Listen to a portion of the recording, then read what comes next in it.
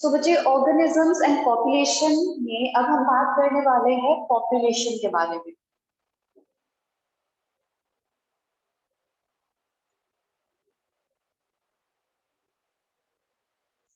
तो बच्चे क्या है पॉपुलेशन जो है वो किसे कहा जा सकता है? पॉपुलेशन जो है it's a group of individual, in an ecosystem.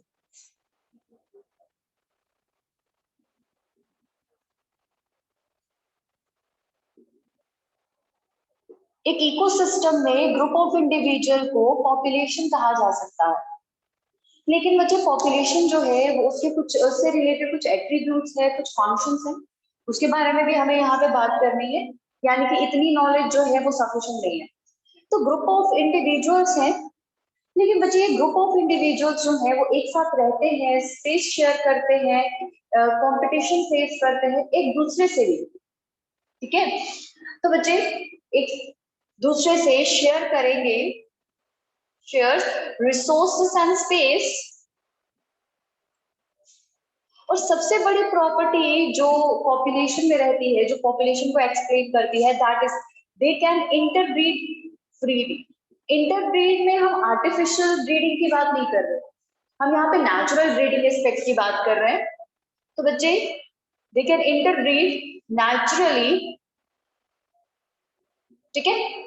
लेकिन बच्चे जैसे मैंने कहा इंटरब्रीडिंग की बात कर रहे हैं, तो interbreeding in a population is justified for reproductive age only.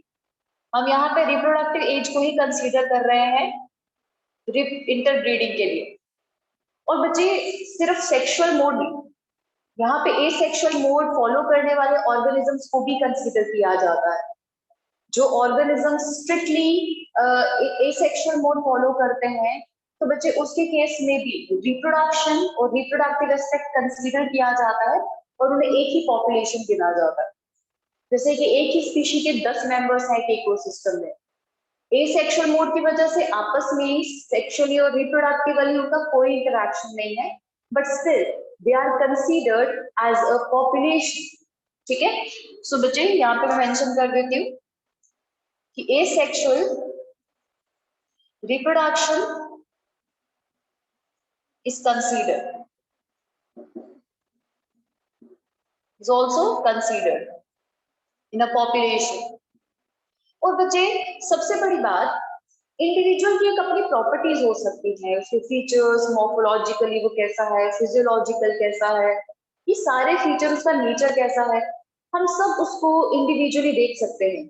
लेकिन एवोल्यूशनरी एस्पेक्ट से बात करें, अगर हम बात करें कि नई स्पीशी बन रही है, नेचुरल सिलेक्शन हो रहा है, तो बच्चे वो हम एक इंडिविजुअल बेसिस पे नहीं देखते, एक इंडिविजुअल के लेवल पे नहीं देखते। तो बच्चे नेचुरल सिलेक्शन जो है it's a game occurs at population level। वो भी पॉपुलेशन लेवल पे ही होती है बेटा। यानी कि नेचुरल सिलेक्शन जो है वो इंडिविजुअल की प्रॉपर्टी नहीं है, natural selection is a property of a population. ठीक है, तो बच्चे ये सब चीजें जानने के बाद अब हम बात करेंगे कुछ एट्रीब्यूट्स की, कुछ कॉन्सेप्ट्स की जो पॉपुलेशन से जुड़े हुए हैं। यानी कि पॉपुलेशन के बारे में जानते वक्त हम क्या क्या चीजें कंसिडरेशन में रखते हैं। वो पॉपुलेशन जो ग्रुप ऑफ इंडिविजुअल्स को रिप्रेजेंट करता है इकोसिस्टम में, जो आपस में रिसोर्सेस और स्पेस जो है वो शेयर करते हैं, क्योंकि कॉमन नेचर के ऑर्गेनिज्म होंगे, और इंटरब्रीड करते हैं सेक्सुअली भी, और एसेक्सुअल रिप्रोडक्शन वाले ऑर्गेनिजम्स को भी हम कंसीडर करेंगे, लेकिन रिप्रोडक्टिव एज ही होगी यहाँ पे कंसीडर, और नेचुरल सिलेक्शन जो है वो पॉपुलेशन लेवल पे ही होगी। लेकिन we have some population attributes, क्योंकि एट्रीब्यूट्स जो है वो एक इंडिविजुअल के नहीं हो सकते, प्रॉपर्टीज हो सकती है इंडिविजुअल की, बट एट्रीब्यूट्स एक पॉपुलेशन के ही होते हैं। तो पॉपुलेशन एट्रीब्यूट्स,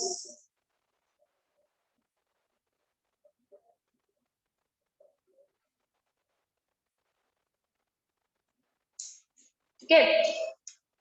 तो सबसे पहला एट्रीब्यूट जो है जो हमें कंसीडर करना है, that is birth rate and death rate.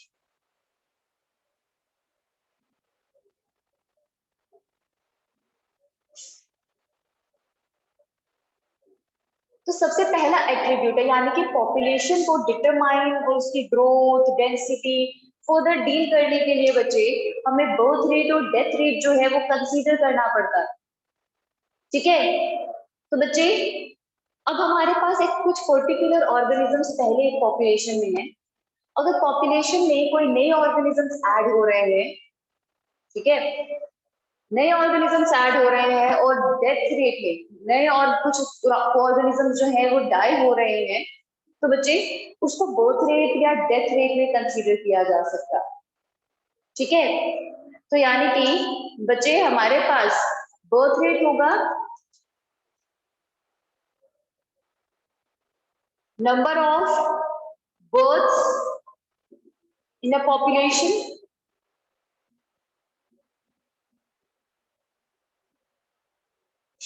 or death rate, number of deaths in a population.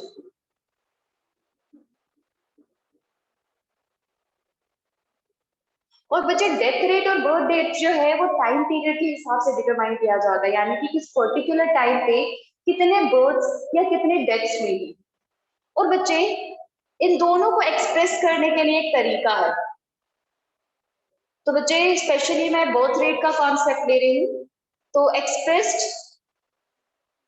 यानी कि इसका एक्सप्रेशन कैसा रहेगा, लेट्स से एक एग्जांपल ले रही हूँ इसके लिए।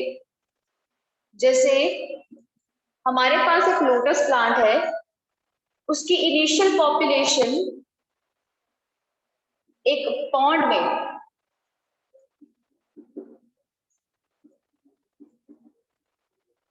इन अ पॉन्ड, यानी कि जब से हमने उसको कंसीडर करना शुरू किया वहां पे लेट्स से 20 लोटस प्लांट जो थे वो प्रेजेंट थे।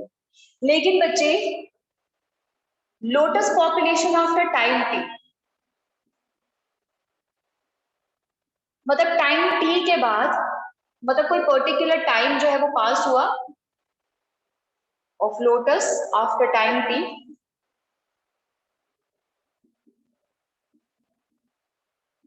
तो लेट्स से वो हो गई 28। ठीक है, 28 लोटस की पॉपुलेशन हो गई, यानी कि कितने नए इंडिविजुअल्स ऐड हुए, 8, 20 ऑलरेडी थे, 8 नए ऐड हुए। तो बच्चे हम कैसे रेट डिटरमाइन करेंगे, यहाँ पे 8 डिवाइडेड बाय 20, यानी कि हमें 20 से 8 को डिवाइड कर देना है। ठीक है, तो बच्चे इसका आएगा 0.4 वैल्यू। ठीक है, तो इस तरीके से हमने क्या डिटरमाइन किया, रेट किसका, हम एडिशन देख रहे हैं तो बर्थ रेट डिटरमाइन किया। तो बच्चे 0.4 ऑफस्प्रिंग्स डेवलप हुए। ठीक है, 0 ऑफस्प्रिंग्स पर लोटस, मतलब एक लोटस ने पर ईयर में 0.4 ऑफस्प्रिंग कंट्रीब्यूट किया होगा। ठीक है, तो बच्चे इस तरीके से हम डिटरमाइन करते हैं बर्थ रेट को। ठीक है, तो अगर मैं टाइम टी यहाँ पे एक ईयर में ले लूं,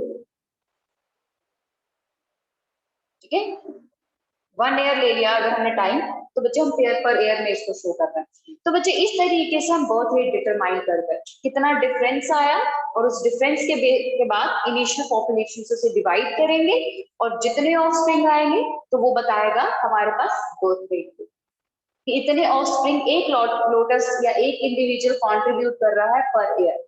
ठीक है, वैसे 0.4 एक कंप्लीट काउंट नहीं है, ठीक है, बट एक हम एक रफ एवरेज ले रहे हैं कि एक ऑर्गेनिज्म कितना कंट्रीब्यूशन दे सकता है, यानी कि एक पर्टिकुलर पॉपुलेशन से इसमें इतने इंडिविजुअल हैं तो कितने नए इंडिविजुअल पर ईयर ऐड हो सकते हैं। तो बच्चे ये है बर्थ रेट। तो बच्चे बर्थ रेट और डेथ रेट जो है वो डिटरमाइन करता है कि पॉपुलेशन कितनी ग्रो करेगी। अगर बर्थ रेट ज्यादा है 0.4, 5, 6, 7 ज्यादा है डेथ रेट से, तो बच्चे हमारे पास पॉपुलेशन जो है वो कमिंग ईयर्स में इंक्रीज होगा। लेकिन डेथ रेट इस तरीके से ज्यादा है, यानी कि वैल्यू कम होता जाता है, तो बच्चे इस तरीके से हमारे पास जो पॉपुलेशन है, पॉपुलेशन ऑफ ग्रोथ जो है वो डिक्लाइन शो करेगा। तो इस तरीके से पहला एट्रीब्यूट हमें एक्सप्लेन करता है पॉपुलेशन के बारे में।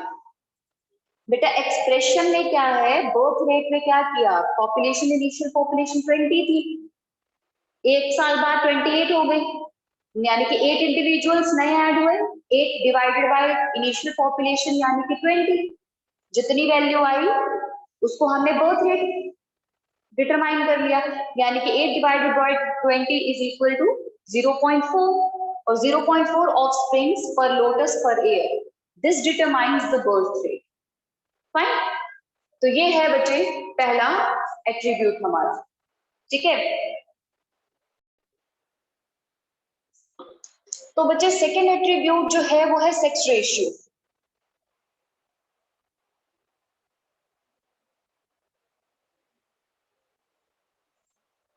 तो बच्चे सेक्स रेशियो के बारे में वैसे तो हम काफी इंफॉर्मेशन जानते हैं, यानी कि हम मेल्स और फीमेल्स को मतलब एक दूसरे के साथ कंपेयर करके डिटरमाइन करते हैं, है ना।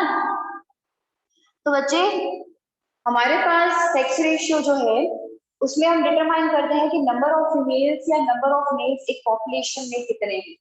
तो बच्चे नंबर ऑफ मेल्स और females in a population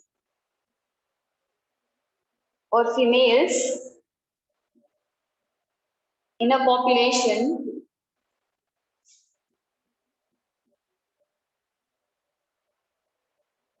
determines the sex ratio. बच्चे इसमें हम क्या करते हैं, specially number of females determine करते हैं in terms of number of mails, लेकिन अगर फीमेल्स अगर ज्यादा है मेल से तो बच्चे वो ज्यादा कंट्रीब्यूशन देती है पॉपुलेशन एट्रीब्यूट को। बच्चे इसीलिए क्योंकि फीमेल जो है वो ह्यूमंस के केस में स्पेशली, तो फीमेल्स जो है वो वूम में कैरी करती है यंग वन को, एक पर्टिकुलर टाइम पे कुछ पर्टिकुलर इंडिविजुअल्स को ही वो बर्थ देती है, ठीक है। स्पीशी टू स्पीशी वेरी करता है, तो जितनी फीमेल्स हैं उस हिसाब से देखा जा सकता है कि एक फीमेल एक साल में कितने यंग वन को प्रोड्यूस करेगी, है ना। अगर एक फीमेल है तो वो उसी से डिटरमाइन होगा ना कितने यंग वंस जो है वो एक साल में प्रोड्यूस हो सकते हैं मैक्सिमली, जो रिप्रोडक्टिव एज में।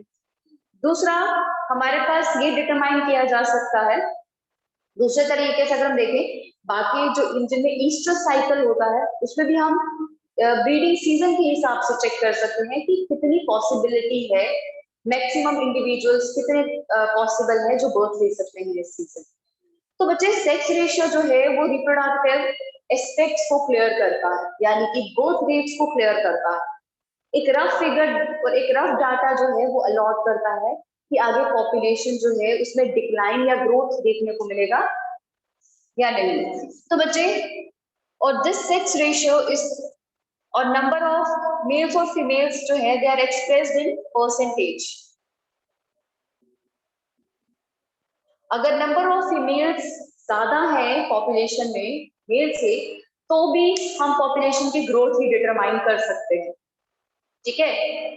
तो बच्चे कोई भी स्पीशी हो, cat, dog, elephant, human, horse, fishes, तो अकॉर्डिंगली फीमेल पे डिपेंड करता है नंबर ऑफ इंडिविजुअल्स और birds.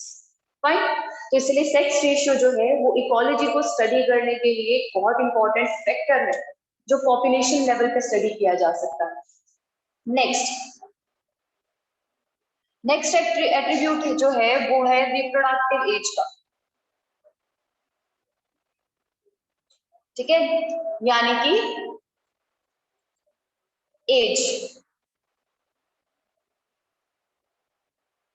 As in a population. तो बच्चे डिफरेंट एजेस होती हैं जो कि अलग अलग कैटेगरी में आ रही है, जैसे कि जुवेनाइल एज जिसे प्री रिप्रोडक्टिव स्टेज कहा जाता है, जिसमें ऑर्गेनिज्म रिप्रोडक्टिवली मैच्योर नहीं होता और यंग वन को बर्थ नहीं दे सकता। तो एज के केस में क्या होता है,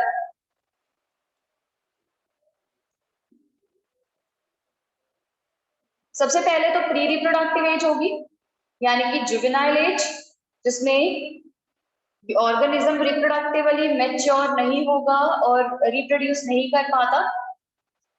और बच्चे ह्यूमंस के केस में अगर हम इंडिया की बात करें तो कुछ लीगल कंस्ट्रेंट्स हैं जिसकी वजह से प्री रिप्रोडक्टिव एज 18 से पहले तक की मान सकते हैं। तो बच्चे दूसरी है रिप्रोडक्टिव एज, जिसमें यंग वन प्रोड्यूस किया जा सकता है, यानी कि रिप्रोड्यूस करने की एज, ऑर्गेनिज्म फिट है और यंग वन को बर्थ दे सकता है। एंड पोस्ट रिप्रोडक्टिव एज जो कि सेमीसेंट एज मानी जाती है, जिसमें ऑर्गेनिज्म यंग वन को बर्थ देने की एनर्जी नहीं रखता। और तो बहुत सारे और फैक्टर्स हैं जो हम इस एज से डिटरमाइन कर सकते हैं, बट हमें यहाँ पे सिर्फ पॉपुलेशन के एस्पेक्ट से ही बात करनी है, ठीक है। सो pre reproductive as can't give birth to young one,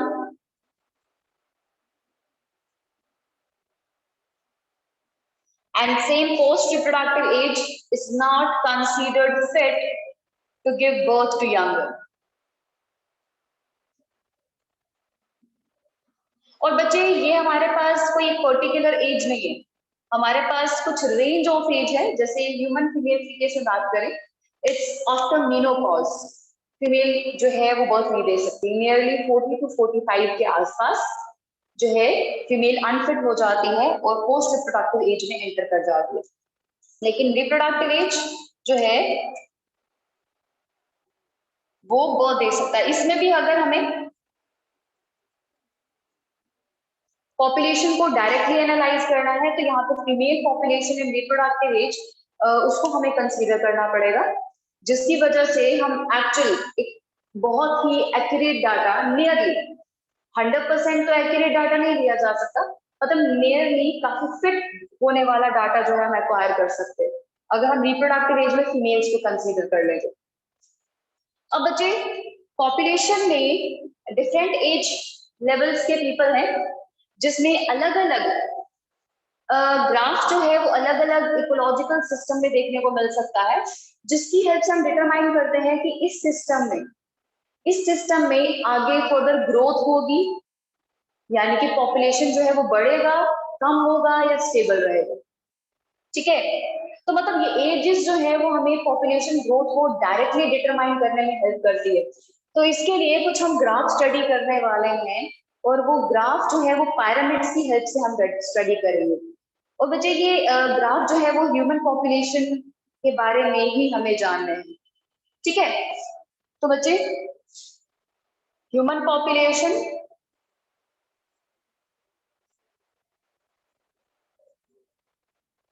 growth patterns जो कि एज फैक्टर पे डिपेंडेंट है,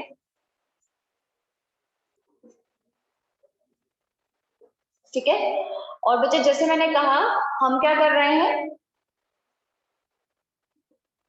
यूजिंग पिरामिड ग्राफ्स को देख के हम डिटरमाइन करेंगे। तो बच्चे इसमें 3 तरह के ग्राफ्स हैं, 3 टाइप्स आएंगी, जिसमें से सबसे पहले है एक्सपैंडिंग ग्राफ। नाम से पता चल रहा है कि पॉपुलेशन एक्सपैंड होगी, फिर इसको ग्रोइंग ग्राफ भी कहा जाता है। तो एक्सपैंडिंग और ग्रोइंग पॉपुलेशन, ठीक है। तो ये शो कर रहा है अलग अलग स्टेटस, ठीक है। तो सबसे पहले एक्सपैंडिंग पॉपुलेशन स्टेटस। तो बच्चे इसमें क्या होता है, एक्सपैंडिंग में हमारे पास 3 तरह की एज है ना, प्री रिप्रोडक्टिव, पोस्ट रिप्रोडक्टिव और पोस्ट रिप्रोडक्टिव। तो इसमें क्या होता है बच्चे, जो प्री रिप्रोडक्टिव एज में जो ऑर्गेनिजम्स होंगे ना, नंबर ऑफ ऑर्गेनिजम्स, मैं सिर्फ 3 ब्लॉक्स दिखा रही हूँ, सिर्फ 3 ब्लॉक्स दिखाऊंगी, आपकी बुक में ज्यादा दिखाए गए हैं। तो बच्चे अब हमारे पास ये प्री रिप्रोडक्टिव एज है, तो प्री रिप्रोडक्टिव एज में ऑर्गेनिजम्स ज्यादा है, ये आगे प्री रिप्रोडक्टिव, ठीक है। लेकिन वैसे ही अगर हम बात करें सेकेंड स्टेज, ये प्री रिप्रोडक्टिव वाले ऑर्गेनिज्म जो है अब रिप्रोडक्टिव एज में आएंगे नेक्स्ट टाइम पे, और अभी कुछ इतने जो है वो रिप्रोडक्टिव एज में, पर बच्चे जो पोस्ट रिप्रोडक्टिव एज में है वो बहुत ही कम है। अकॉर्डिंग आपको दिख रहा है ये बिल्कुल इरेक्ट पिरामिड है, तो अकॉर्डिंगली एक्सपैंड कैसे हो रहा है, तो बच्चे expand in terms of population, अगर आप खुद देखो पोस्ट रिप्रोडक्टिव एज में ऑर्गेनिजम्स कम है, उसकी कंपैरिजन में जो उसकी यंगर पॉपुलेशन जो रिप्रोडक्टिव एज में है वो ज्यादा है, और वो पॉपुलेशन जो नेक्स्ट रिप्रोडक्टिव एज में आएगी वो उससे भी ज्यादा है। तो पॉपुलेशन जो है वो ग्रोइंग टर्म्स में है ना, तो पॉपुलेशन ग्रोइंग टर्म्स में है, थोड़ा बड़ा दिखा रहे थे, तो ग्रोइंग टर्म्स ऑफ पॉपुलेशन है, यानी कि आने वाले टाइम पे पॉपुलेशन जो है उसमें मैसिव इंक्रीज देखने को मिलेगा इस ग्राफ के अकॉर्डिंग। तो प्री रिप्रोडक्टिव एज में नंबर ऑफ ऑर्गेनिजम्स जो हैं वो बहुत ही ज्यादा है। तो number of organisms in reproductive and pre reproductive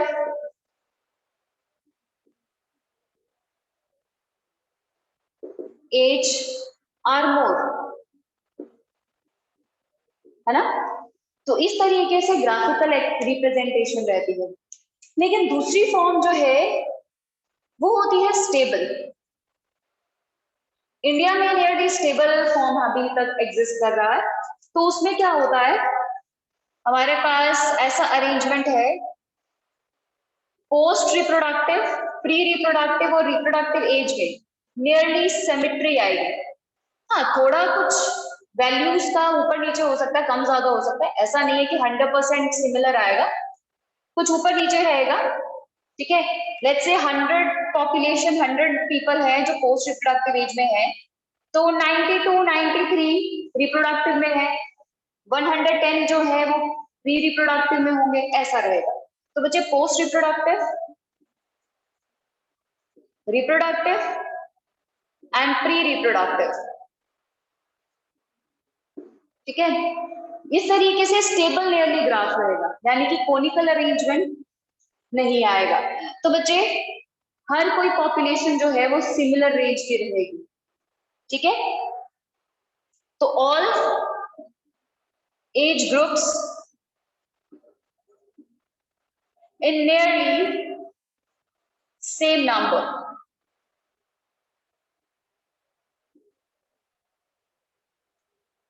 ठीक है। एंड लास्ट है हमारे पास, एक्सपैंडिंग हो गया, स्टेबल हो गया, अब हम बात करेंगे डिक्लाइनिंग का। ठीक है, कि डिक्लाइनिंग पॉपुलेशन क्या होती है। तो डिक्लाइनिंग पॉपुलेशन के केस में ग्राफ उल्टा हो जाएगा, ये ऊपर वाला ग्राफ बिल्कुल उल्टा हो जाएगा जो एक्सपैंडिंग वाला था। इसमें क्या होता है, जो पोस्ट रिप्रोडक्टिव एज में ऑर्गेनिजम्स रहते हैं वो ज्यादा रहेंगे एज कंपेयर टू रिप्रोडक्टिव, और रिप्रोडक्टिव एज में जो इतने ऑर्गेनिजम्स हैं उससे प्री रिप्रोडक्टिव एज में ऑर्गेनिज्म कम रहते हैं।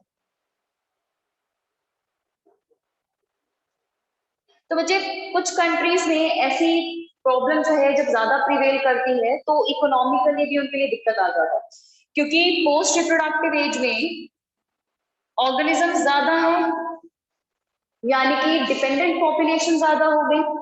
तो रिप्रोडक्टिव एज में वर्किंग पॉपुलेशन है जो उससे डिपेंडेंट पॉपुलेशन से कम रहेगी।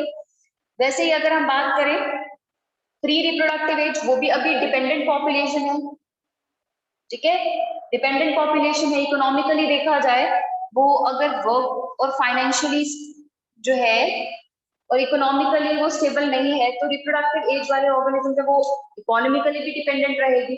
तो बच्चे डिपेंडेंट पॉपुलेशन जो है वो ज्यादा हो जाती है, और कमिंग ईयर्स में भी डिपेंडेंट पॉपुलेशन जो है वो ज्यादा रहेगी as compared to working population.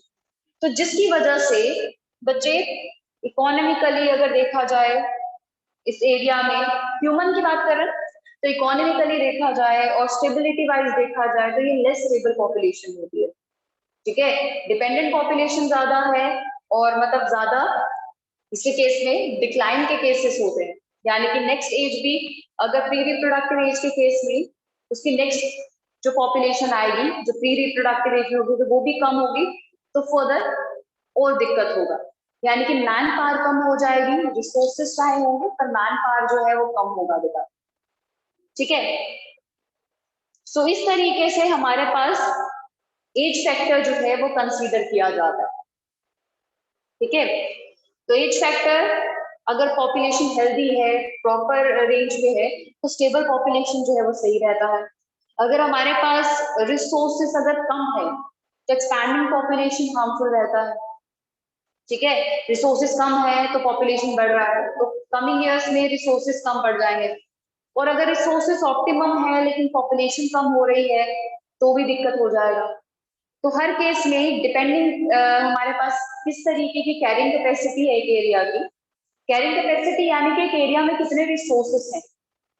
एक एरिया, एक कंट्री, अगर ह्यूमन के हिसाब से बात करें तो कंट्री जो है वो क्या सब ऑर्गेनिजम्स की नीड पूरी कर सकती है, उसे वो रिसोर्सेस अवेलेबल करवा सकती है, वो स्पेस अवेलेबल करवा सकती है।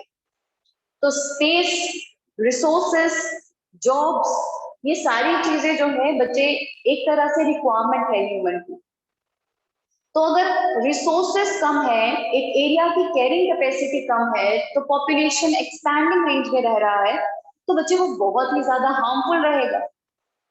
या तो वो स्टेबल रहे तो भी बेयर किया जा सकता है, तो उसी केस में डिक्लाइनिंग पॉपुलेशन कुछ पर्टिकुलर टाइम पीरियड के लिए थोड़ा बेनिफिशियल रह सकती है। ठीक है, तो ये चीज है बच्चे हमारे पास एज फैक्टर की। ठीक है,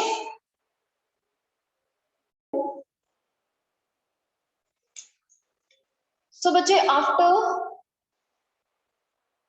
these particular attributes we need to discuss population density। तो पॉपुलेशन डेंसिटी जो है वो एक कलेक्टिव टर्म है जो पॉपुलेशन की ग्रोथ के बारे में बताती है। ठीक है, तो यानी कि बता रही है कि एक पर्टिकुलर एरिया में कितने ऑर्गेनिजम्स कलेक्टिवली हैं एक पॉपुलेशन। किसी भी पॉपुलेशन को कंसीडर कर रहे हो, कोई भी पॉपुलेशन है, उस पॉपुलेशन में नंबर ऑफ ऑर्गेनिजम्स कितने हैं।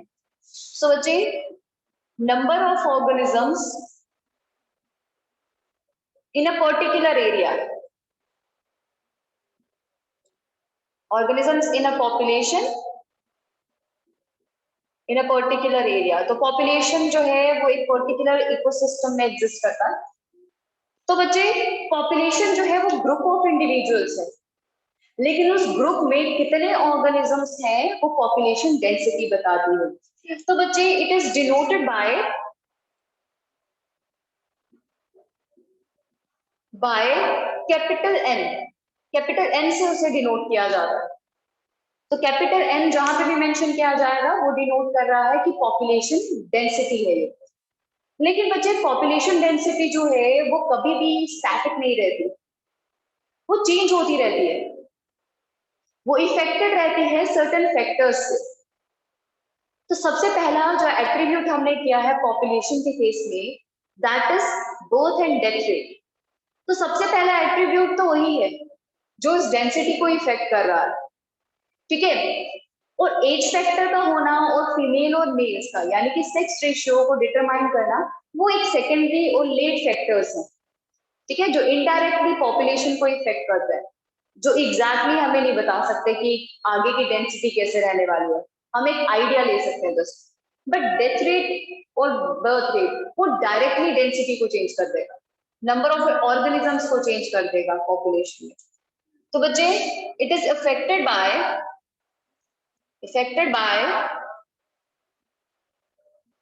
सबसे पहला तो बर्थ रेट,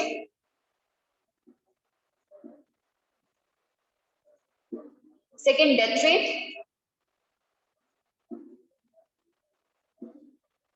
अब बच्चे, नेक्स्ट एस्पेक्ट है, हम एक ग्रुप में बात कर रहे हैं लेकिन एक पर्टिकुलर एरिया की। हम हर एक यानी कि पूरी दुनिया में जितने भी ऑर्गेनिजम्स हैं सेम स्पीशी के, उनको एक पॉपुलेशन नहीं कह सकते, क्योंकि वो बहुत सारे बैरियर से सेपरेटेड रहते हैं, तो वो एक पॉपुलेशन नहीं है ना। तो बच्चे, इसीलिए हम यहाँ पे एक ऐसा फैक्टर कंसीडर कर रहे हैं जो कि उस बैरियर सिस्टम से एसोसिएटेड है। पहले तो बाकी ऑर्गेनिजम्स के लिए हम बैरियर जो है वो नेचुरल बैरियर्स कंसीडर कर सकते हैं, लाइक माउंटेन्स, रिवर्स, ठीक है, सी, ये सब बैरियर्स है।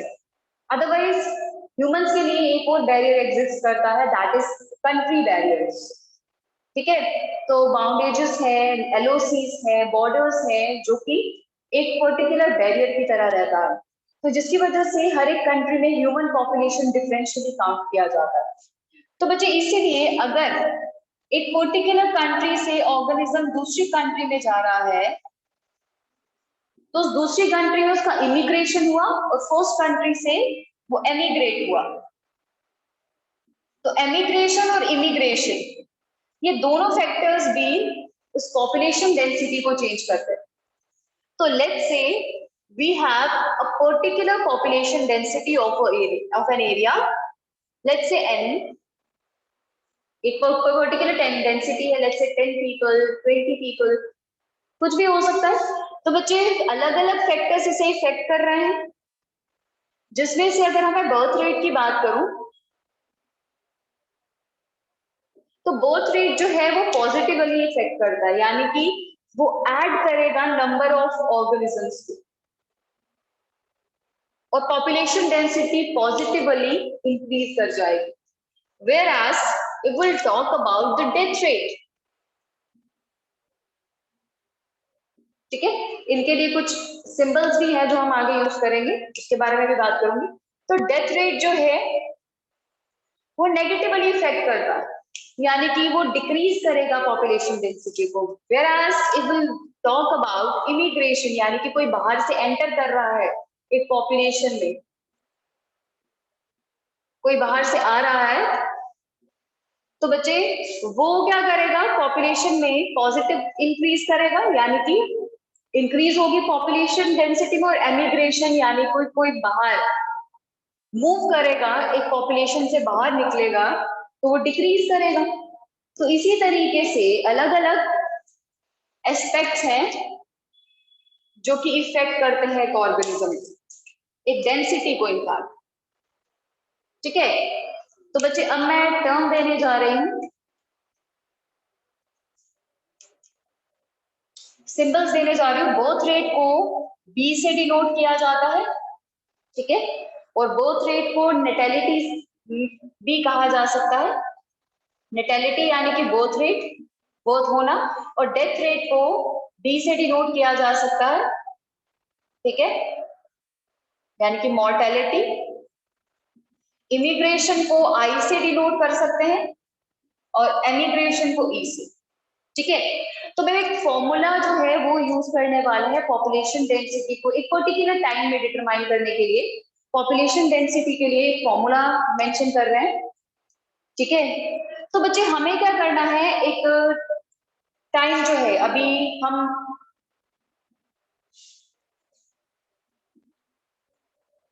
अभी टाइम जो है वो है टाइम टी, ठीक है। टाइम टी, अभी का टाइम जो है वो टाइम टी है, लेकिन प्रीवियस टाइम जिसमें हमें कंसीडर करना है, जहां से हमें कंसीडर करना है कि कितना ग्रोथ हुआ, लेट्स से 0, हमने 0 लिखा, ठीक है। यानी कि 0 टाइम से लेकर टाइम टी तक कितना चेंज आया है, क्या डेंसिटी चेंज हुई है, हमें वो चेक करना है, ठीक है। यानी कि अभी टाइम टी में कितनी डेंसिटी है पॉपुलेशन की, वो डिटरमाइन करना है, ठीक है। तो क्या रहेगा, एन, स्मॉल टी से मेंशन करूं, एन टी, ठीक है। एनसीईआरटी में t+1 लिखा होगा, और इनिशियल टाइम को t लिखा गया होगा, ठीक है, मैंने यहाँ पे 0 लिखा है, और टाइम को यानी कि एग्जिस्टिंग टाइम को जो है t+1 मेंशन किया गया होगा, तो उसको ध्यान से फिगर आउट करना। तो बच्चे n जो है यानी कि पॉपुलेशन डेंसिटी इस पर्टिकुलर टाइम पे जो अभी एग्जिस्ट कर रहा है, तो पॉपुलेशन डेंसिटी कितनी है उसको डिटरमाइन करने के लिए हम क्या करेंगे, प्रीवियस टाइम लेंगे जब से हमने काउंट करना शुरू किया है, यानी कि n0, ठीक है, n0 से कंसीडर करेंगे, प्लस बर्थ रेट और इमिग्रेशन कितना हुआ है उसे कंसीडर करना है। तो बर्थ रेट प्लस इमिग्रेशन, क्योंकि ये पॉजिटिव फैक्टर्स है। उसके बाद एमिग्रेशन और डेथ रेट कितना हुआ है उसके बारे में बात करनी है, तो एमिग्रेशन प्लस डेथ रेट, ठीक है।